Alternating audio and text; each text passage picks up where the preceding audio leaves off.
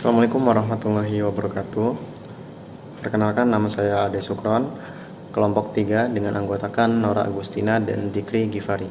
Kami di sini akan mempresentasikan mengenai bisnis Canvas model. Bisnis model Canvas atau BMC adalah suatu strategi manajemen yang digunakan untuk merancang perencanaan bisnis perusahaan berdasarkan proposisi nilai perusahaan, produk, infrastruktur, pelanggan, dan keuangan. Dan BMC ini pertama kali diciptakan oleh Alexander Osterwalder pada tahun 2005. Bisnis model ini bertujuan untuk memudahkan para pengusaha dalam mengembangkan bisnisnya agar lebih efisien dan menjangkau target pasar, dengan keunggulan tampilan bisnis model Canvas yang sederhana dan mudah dipahami. Nah, dalam BMC ini atau bisnis model Canvas ini terdapat 9 elemen penting. Yang pertama, value proposition, customer segment, customer relationship, channel, key activities, key research, key partner, cost structure, dan revenue stream.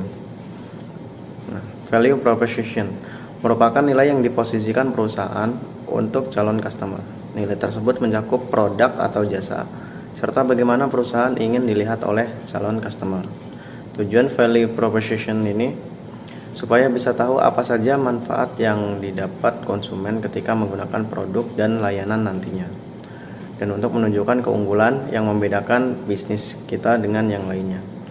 Nah, bagaimana cara menyusun value proposition? Nah, untuk menyusunnya bisa dilakukan dengan cara kita membuat pertanyaan, apa keunggulan yang ditawarkan kepada pelanggan saat menggunakan produk kita, dan manfaat apa yang akan didapat pelanggan setelah menggunakan produk kita.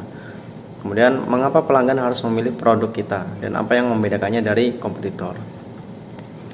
Nah, dari value proposition terdapat ada 8 item. Yang pertama itu newness atau nilai kebaruan yang sebelumnya belum pernah ditawarkan oleh bisnis lain. Ada performance, peningkatan performa atau kinerja bisnis. Kemudian ada customization, produk yang dapat disesuaikan dengan kebutuhan individual pelanggan. Kemudian ada desain, nilai dari segi desain suatu produk, misalnya pada industri fashion. Kemudian juga ada brand, menunjukkan status sosial tertentu ketika memakai produk. Price, menawarkan nilai yang sama dengan harga yang lebih terjangkau kepada segmen pelanggan yang sensitif terhadap harga. Kemudian juga ada problem solving, nilai dari membantu pelanggan melakukan pekerjaan atau membantu memecahkan masalah tertentu. Dan yang terakhir ada accessibility, memberikan akses kepada pelanggan yang semula tidak bisa mendapatkan produk atau jasa tersebut. Baik, di sini saya akan menjelaskan tentang customer segment atau segmentasi pasar atau segmentasi pelanggan. Nah, jadi ini merupakan strategi pemasaran di mana mengelompokkan target pasar berdasarkan kata karakteristik yang sama untuk dikelola secara efektif dan tepat gitu, agar mencapai tujuan bisnis yang telah ditetapkan gitu. Nah, karakteristik ini bisa didasari oleh usia, jenis kelamin, kemudian frekuensi pembelian, loyalitas, ketertarikan, minat, hobi, dan lainnya seperti itu. Nah, tujuannya adalah untuk mengenali pelanggan kita gitu. Nah, untuk mengenali pelanggan kita, mengenali tentang peluang upselling dan cross selling, dan juga memahami kebutuhan setiap kelompok pelanggan untuk membangun hubungan yang lebih baik seperti itu.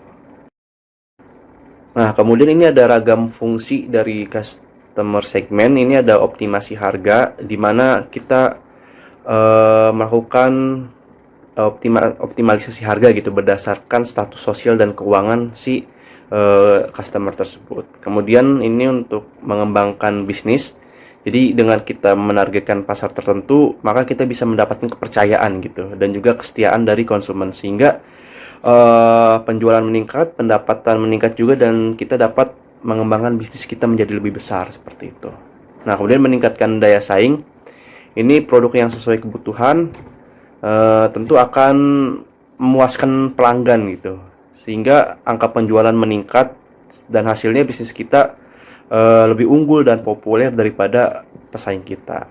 Nah, kemudian terakhir ini kita bisa meningkatkan loyalitas pelanggan gitu. Nah, ketika kita sesuai ini targetnya, terus pelanggan puas, nah mereka akan menjadi pelanggan setia kita, akan menjadi lebih loyal kepada produk kita seperti itu.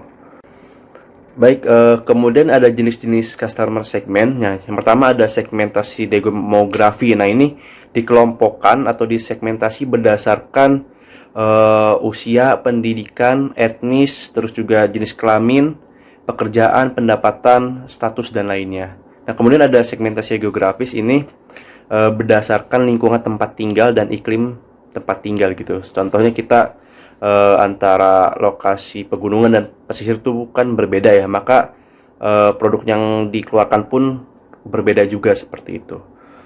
Nah, kemudian ada segmentasi pelanggan tetap. Nah, ini pelanggan yang telah beberapa kali berlangganan membeli ulang gitu produk kita, dan disegmentasi sebagai frekuensi pembelian dan alasan membelinya itu apa. Nah, kemudian ada segmentasi perilaku. Ini mempelajari cara pelanggan berinteraksi dengan merek kita nih, awal kali dia mengenal merek kita sampai kepada transaksi gitu.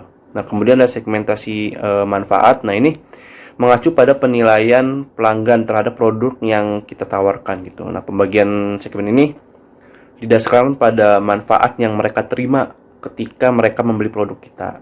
Nah, yang terakhir ada segmentasi pelanggan baru. Nah, ini fokusnya adalah akan lebih kepada alat yang dipakai gitu untuk mencari produk. Setelah itu akan ada subsegmen berupa tingkat keterlibatan pengguna terhadap aplikasi, staf, penjualan, situs web, dan lainnya seperti itu. Nah, kemudian ini ada contoh customer segmentation di mana banyak industri telah menerapkan strategi ini untuk melayani, memelihara hubungan, dan menjual produk mereka gitu. Nah, ini ada contohnya. Yang pertama di e-commerce. Nah, platform e-commerce ini atau marketplace ini banyak beredar melakukan segmentasi pelanggan sesuai dengan saluran penjualannya. Nah, cara ini akan memudahkan situs web atau marketplace untuk mengirimkan pesan komunikasi gitu, baik melalui SMS, WA, email, dan lain-lainnya. Nah, kemudian yang kedua ini ada perbankan. Nah, di mana perbankan ini mengelompokkan nasabahnya berdasarkan hubungan dengan bank dan status ekonomi nasabahnya. Nah, segmentasi ini membantu pihak bank untuk mengirimkan komunikasi gitu secara personal untuk cross-selling dan upselling-nya.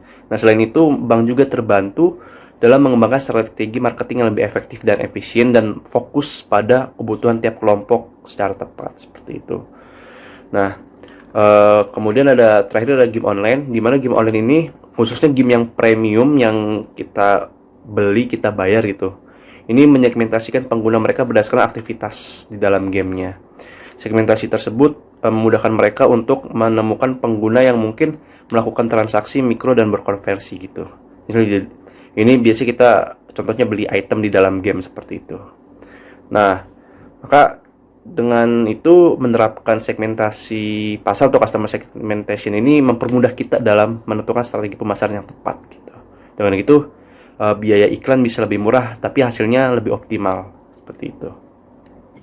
Setelah mengetahui 9 elemen penting dalam bisnis model kanvas, tentunya kita di sini ingin mengetahui bagaimana sih cara membuat bisnis model kanvas itu sendiri. Di sini ada beberapa tips, yaitu yang pertama ada analisa kompetitor. Di sini melakukan analisis terhadap pesaing bisnis, nah di mana melihat dari sisi keberhasilan ataupun kegagalan dari kompetitor sebagai pembelajaran untuk bisnis ke depannya, sehingga dapat dimanfaatkan untuk mengembangkan bisnis dan menjangkau pasar lebih baik daripada kompetitor itu sendiri. Yang kedua, mengurutkan elemen secara sistematis, di mana di sini mengetahui mana prioritas yang harus dijalankan. Yang ketiga, menghubungkan tiap elemen untuk menyusun strategi yang tepat sehingga dapat mencapai keberhasilan. Yang keempat, ada fokus untuk menyusun strategi dengan kondisi sekarang agar perhitungan lebih tepat. Yang terakhir di sini melakukan review, di mana setelah kerangka tersusun dan memastikan semua elemen saling terhubung, dan setelah itu melakukan pengecekan ulang. Di sini dapat bermanfaat dalam memeriksa kekurangan dan memperbaikinya jika dirasa bisnis model kanvas ini belum tepat atau kurang tepat. Baiklah, di sini ada contoh penerapan dari bisnis model kanvas sendiri dengan menerapkan 9 elemen pentingnya tadi. pertama ada value proposition-nya. Di sini produknya sendiri yaitu dari dapur coklat, di mana penyampaian keunggulan. Di sini value proposition ini lebih ke menyampaikan keunggulan dari produk tersebut. Selanjutnya ada customer segment, target atau sasarannya. Nah, ada channel untuk menyampaikan keunggulan, tentunya diharuskan ada channel sehingga dapat tersampaikan dengan customer segmentnya. Di sini ada customer relationship, di mana setelah mengetahui produk tersebut, tentunya mereka bagaimana cara menjalin hubungan dengan customer ya, baik itu dari sosial media, Facebook, Twitter, websitenya. Nah, di sini ada key activities, kegiatan utama yang dilakukan sehingga keunggulan dari produk dapat tersampaikan ke customer. Selanjutnya di sini ada key partner, kerjasama pihak-pihak yang dapat diajak kerjasama. Ada key resource atau sumber daya yang harus direncanakan dan dimiliki oleh bisnis tersebut. Di sini ada web, pegawai, bangunan toko, sistem pembayarannya. Nah, di sini yang paling penting ini ada cost structure, di mana ini merupakan biaya yang dikeluarkan. Selanjutnya revenue streams, di mana sumber pendapatan bisnis tersebut. Di sini ada bisnis model kanvas dengan bisnis plan. Nah, apa sih beda dari keduanya? Untuk bisnis model kanvas sendiri, itu merupakan struktur yang digunakan perusahaan untuk menghasilkan keuntungan dan membangun nilainya yang digambarkan dalam satu lembar kerja. Nah, untuk bisnis plan sendiri, itu merupakan dokumen yang menguraikan alasan perusahaan untuk berada dalam bisnis tersebut, terus kinerja keuangan yang diprediksi untuk masa mendatang.